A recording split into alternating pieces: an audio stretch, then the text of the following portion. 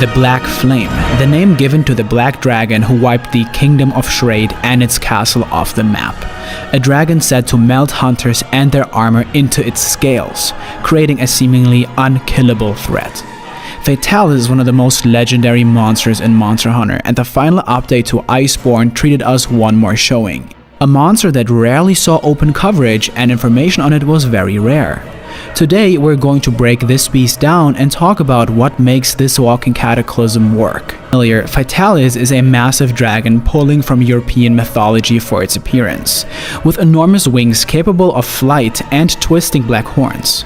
Strangely, this beast stands out from its fellow monsters for its very historic design, similar to how dragons from fairy tales appear. When enraged, Fatalis shows that it contains a molten core in its chest. The only indication we have of the source of its power is the fact that Fatalis' flames weaken after its horns have been broken off, suggesting that there's some sort of a conduit or controller. Fatalis and Castle Shrade share a good amount of history together.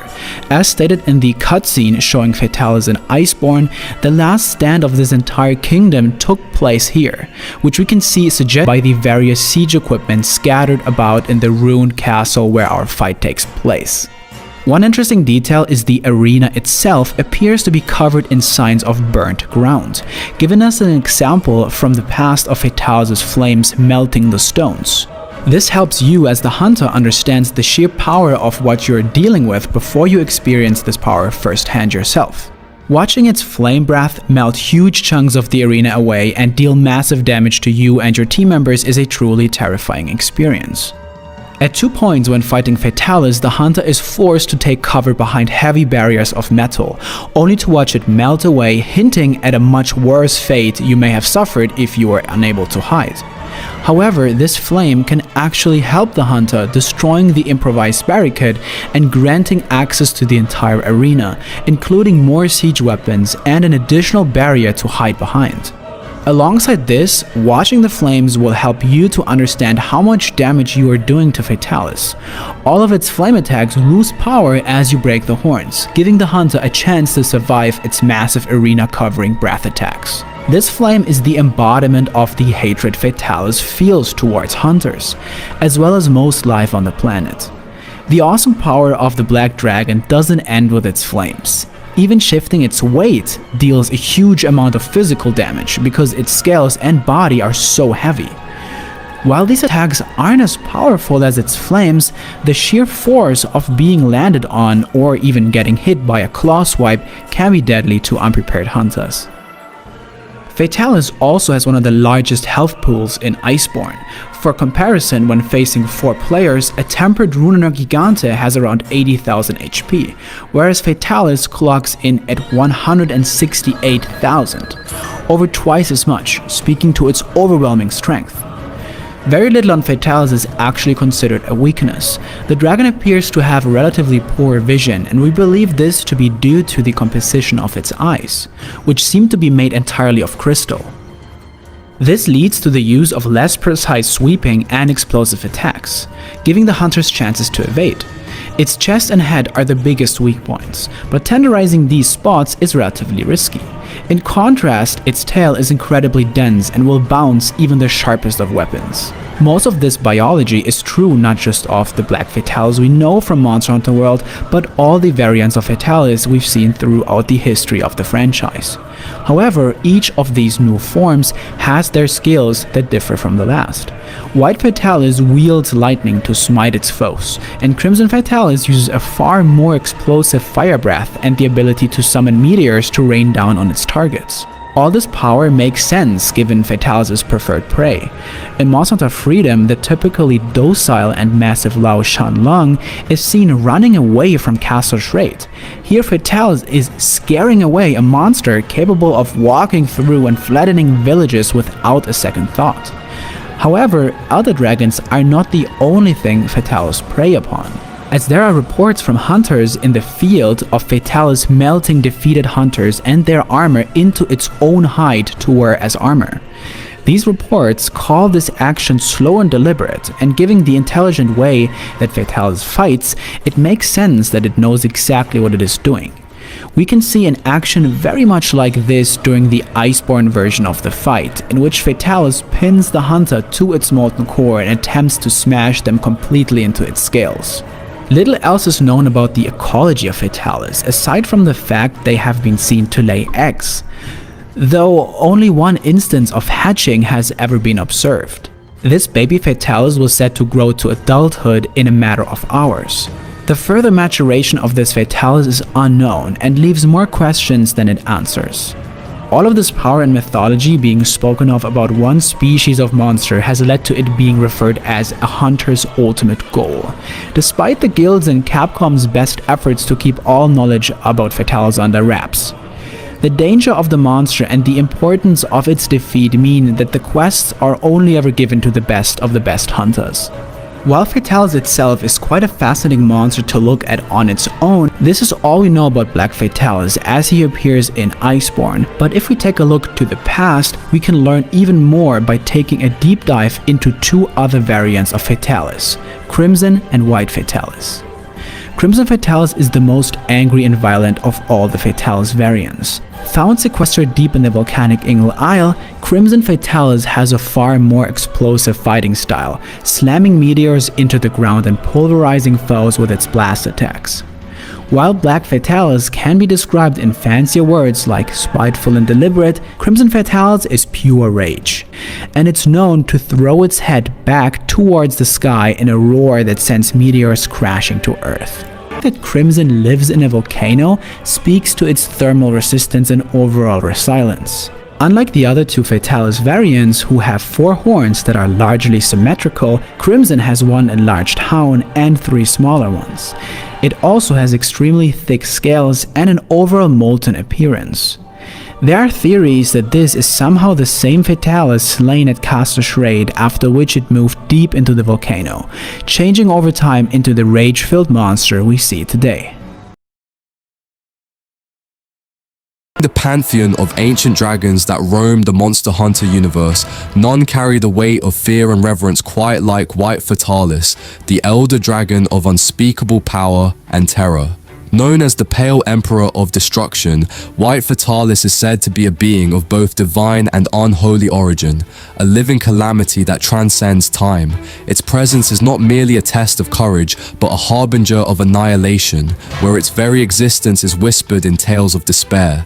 To uncover the forbidden truth behind this godlike being, we must delve into its ancient origins, its unparalleled power, and the legends that whisper of its role in shaping the world of Monster Hunter. Let us explore the unholy lore of White Fatalis.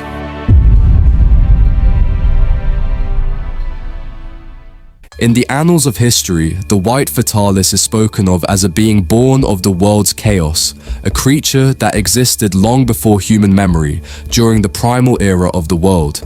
Myths suggest that White Fatalis is the progenitor of all elder dragons, the first and most powerful of its kind.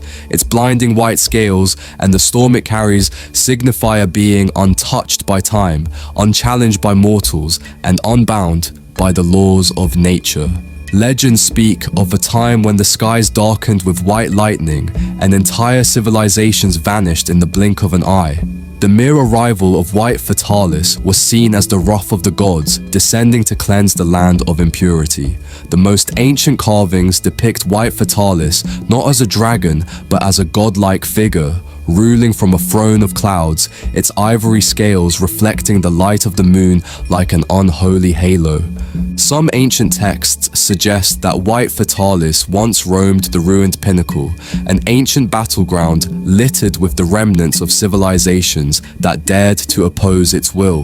The ruins themselves are said to pulse with an unholy energy, resonating with the presence of the Fatalis that once called it home.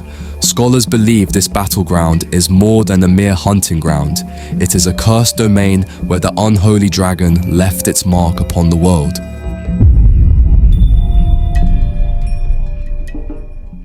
The power of White Fatalis is unlike anything else in the Monster Hunter universe. Its very essence seems to defy the natural laws of the world, as if it were a being crafted not by nature but by divine forces. White Fatalis commands the power of white lightning, summoning storms that turn the heavens into a battlefield. The air itself grows heavy with its presence, and the ground trembles beneath its unholy wrath.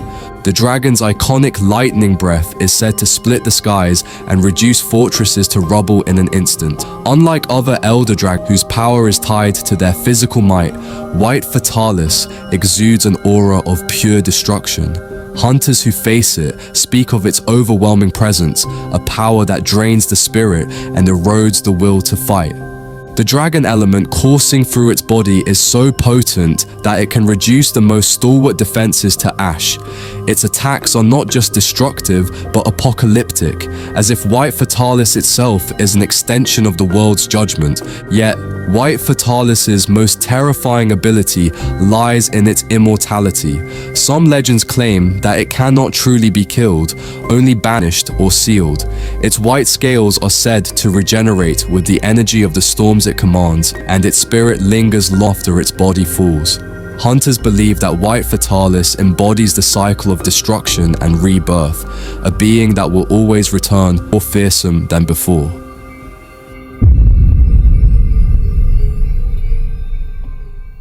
The lore surrounding White Fatalis is filled with whispers of a curse that lingers long after its presence fades. The ruins of the civilizations it has destroyed are said to be tainted with an unholy aura, where no life can flourish. Ancient hunters believed that the very land White Fatalis touches becomes cursed, a barren wasteland where storms never cease and the cries of the fallen echo eternally. The guild archives contain records of hunters driven to madness after witnessing the full power of White Fatalis. They speak of hearing its roar in their dreams, a haunting sound that reverberates through their minds like an unholy chant.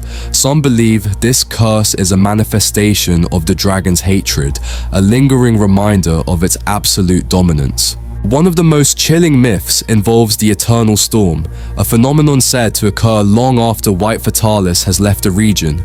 These storms bring endless lightning and torrential rain, as if the dragon's spirit refuses to leave. Entire villages have vanished beneath these storms, their inhabitants lost to the wrath of the Pale Emperor. The curse is not just physical but spiritual. Some believe that White Fatalis exists to punish humanity for its arrogance, to remind mortals that the forces of nature are not to be trifled with. Its role as both destroyer and judge places it in a unique position within the Monster Hunter universe, where it is revered and feared in equal measure.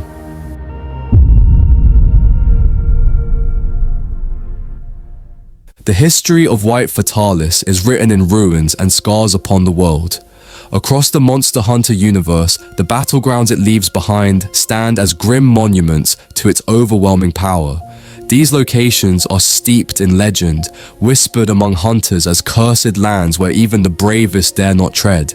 One of the most infamous locations tied to White Fatalis is the ruined Pinnacle. Hunters believe this ancient stronghold was once a mighty fortress, constructed by a forgotten civilization that sought to challenge the dragon's might. The legend speaks of how, in a single day and night, the skies burned white, and the fortress was reduced to rubble under the unholy wrath of the Pale Emperor. The Pinnacle remains a desolate land, a graveyard of ambition and hubris, where the echoes of battle still resonate. The Castle Shrade is another site forever linked to White Fatalis.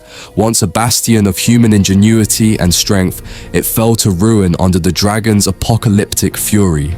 The guild archives recount how an entire legion of hunters stood their ground within the castle's walls, armed with the finest weapons and defenses humanity could muster. Yet against White Fatalis, they were powerless. The castle now lies in ruins, its charred stones and shattered ramparts a silent testament to the dragon's supremacy.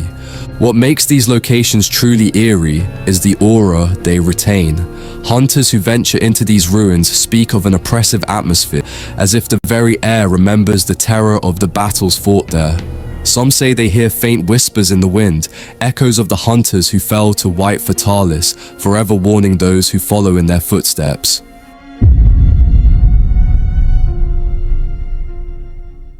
For centuries, the Hunters Guild has stood as humanity's shield against the Elder Dragons, but even the guild, with all its resources and expertise, has struggled to contend with White Fatalis. The Pale Emperor is not merely an adversary, it is an existential threat, a force that defies the guild's understanding and challenges its very purpose. The guild archives are filled with grim accounts of expeditions sent to confront White Fatalis.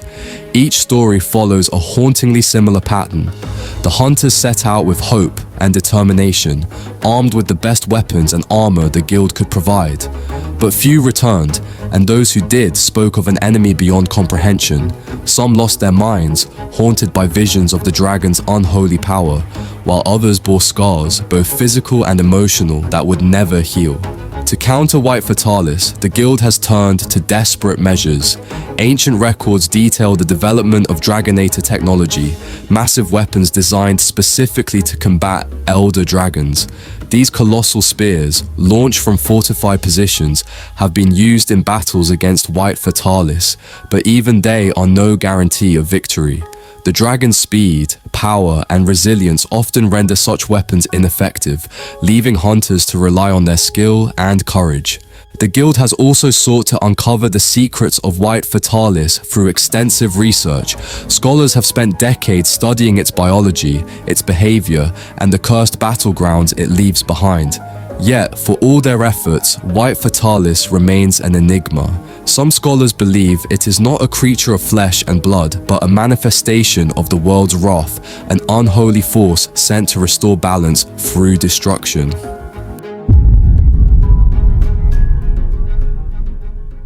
The most terrifying aspect of White Fatalis is the belief that it cannot be killed. Ancient texts and hunter folklore speak of its immortality, not in the sense of invulnerability, but as a being that transcends death itself. Each time White Fatalis is defeated, it is said to rise again, its power renewed and its fury undiminished. This has led to the chilling belief that White Fatalis is not merely a dragon, but a force of nature, eternal and unstoppable. Some legends suggest that White Fatalis is tied to the cycle of life and death, embodying the destructive force that balances creation. Hunters who revere these tales see the dragon not as a foe to be conquered, but as a test of humanity's resolve, a challenge that must be faced even if victory is impossible. The guild has explored theories of sealing White Fatalis rather than defeating it outright. Ancient civilizations, it is believed, may have attempted to bind the dragon using powerful relics or rituals. One such legend speaks of a dragon seal altar, a long-lost site where the power of White Fatalis was momentarily contained. Yet, these efforts were ultimately in vain, as the dragon's unholy essence could not be truly imprisoned. The immortality of White Fatalis has become a source of dread and fascination among hunters.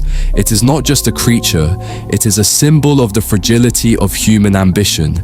Each encounter with White Fatalis is a reminder that some forces are beyond comprehension, let alone control. To face it is to confront the very limits of what it means to be a hunter, knowing that even in victory, the Pale Emperor will return.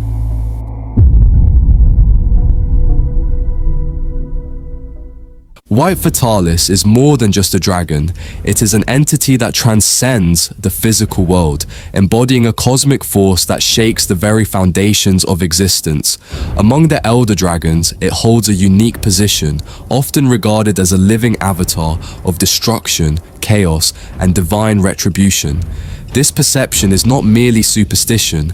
The patterns of its appearances and the devastation it leaves behind suggest a purpose that aligns with forces beyond comprehension. Hunters and scholars alike have long debated White Fatalis's origins. Some theorize that it is the oldest of the elder dragons, a being birthed at the dawn of creation. In this view, White Fatalis is not bound by time, existing as an eternal constant in the universe. Others believe it is the manifestation of an ancient curse, a punishment unleashed upon the world by forgotten gods to ensure balance through annihilation. The dragon's ability to summon storms and wield lightning further elevates its status as a cosmic force.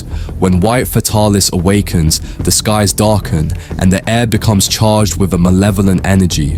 The lightning it commands is not merely a weapon, it is a reflection of its unholy nature, striking fear into even the bravest hunters. The sheer scale of its power has led some to describe it as a harbinger of the apocalypse, a being that appears only when the world has grown too corrupt to sustain itself. White Fatalis's cosmic presence also raises questions about its relationship with other elder dragons. While most elder dragons are territorial and solitary, there are whispers of a connection between White Fatalis and its kin. Some legends suggest it is the progenitor of all elder dragons, a force that gave rise to their kind and set the cycle of destruction in motion. If true, this would make White Fatalis not only the ultimate predator, but also the originator of a lineage that has shaped the world's history.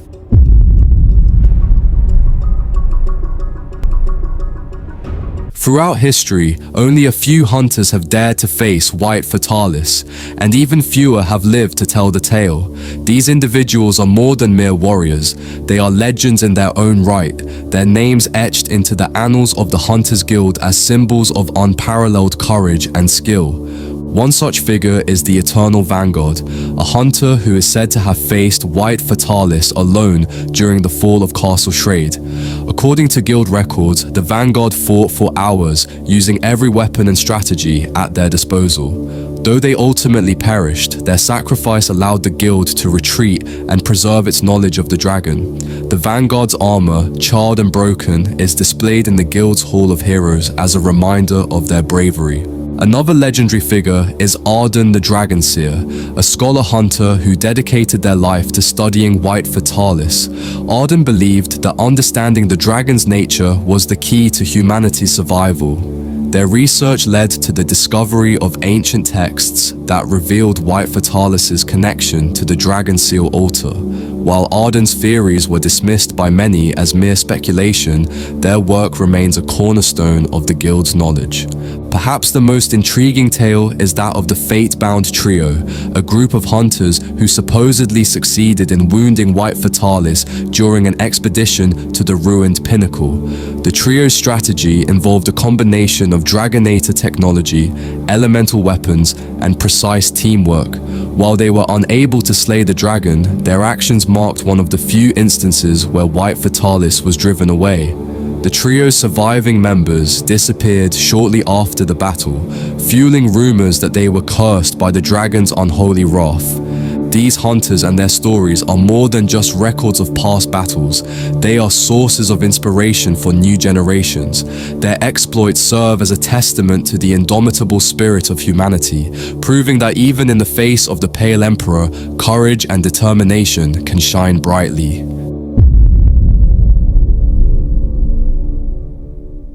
The impact of White Fatalis extends far beyond the battles it has fought. Its legacy is woven into the fabric of the Monster Hunter universe, influencing not only the guild, but also the cultures and civilizations that have encountered it.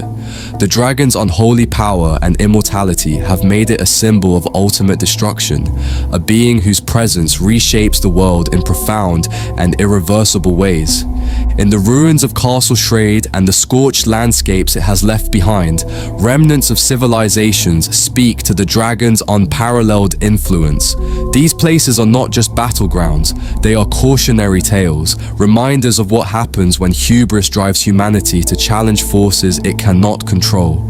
For the guild, White Fatalis represents a paradox, a foe that must be confronted but cannot be defeated, a riddle that may never be solved. The dragon's legacy also endures in the hearts and minds of hunters. To face White Fatalis is to confront the ultimate test, a trial that demands not only skill, but also an unshakable resolve. For many, the dragon is more than an enemy. It is a mirror that reflects their fears, ambitions, and limitations. Those who survive encounters with White Fatalis often speak of it in reverence reverent tones, describing it as a force that transcends understanding. As the Pale Emperor continues to haunt the Monster Hunter universe, its legend grows ever larger. White Fatalis is not just a creature, it is a story, a symbol, and a challenge that defines what it means to be a hunter. Its presence ensures that the balance between creation and destruction remains intact, reminding all who encounter it of the fragility of their place in the world.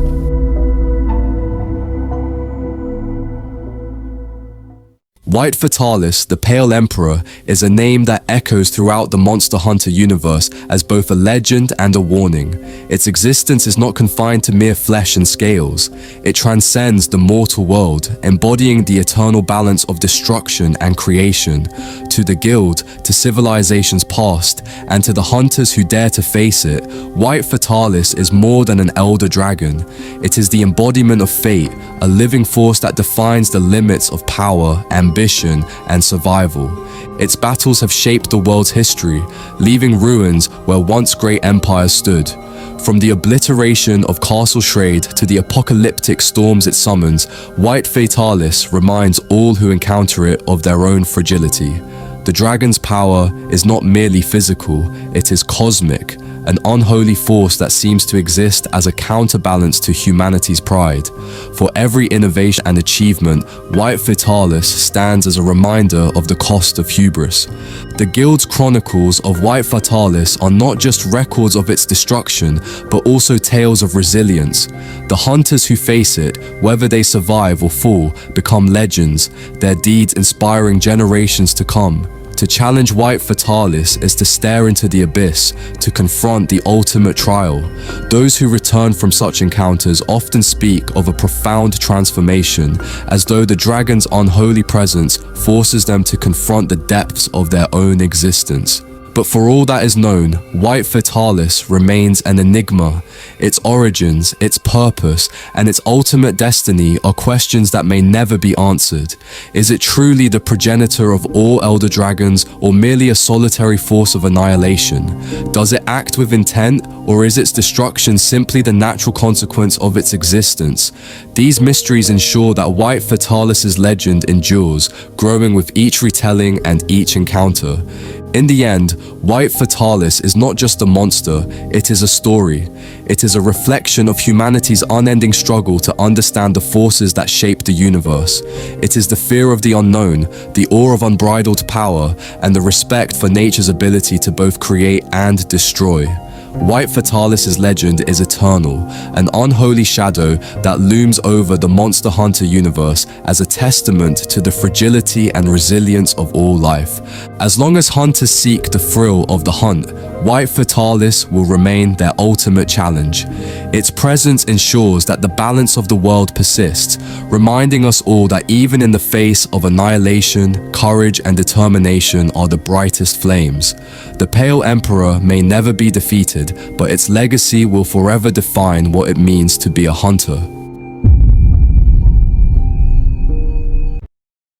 Yo, what's going on guys? Arix here, welcome back to another video for Monster Hunter World Iceborne, and today I want to talk about Fatalis. If you guys missed the developer diary yesterday, then we got confirmation that the next and final returning monster coming to Iceborne to round out the saga is none other than the legendary Black Dragon Fatalis, one of the most powerful monsters there is. And since we can't fight it in Iceborne just yet, I thought we'd take a trip down memory lane, like I usually do when a returning monster is announced, and talk about it through the lens of some of the previous titles, G, 4U, Generations Ultimate, etc.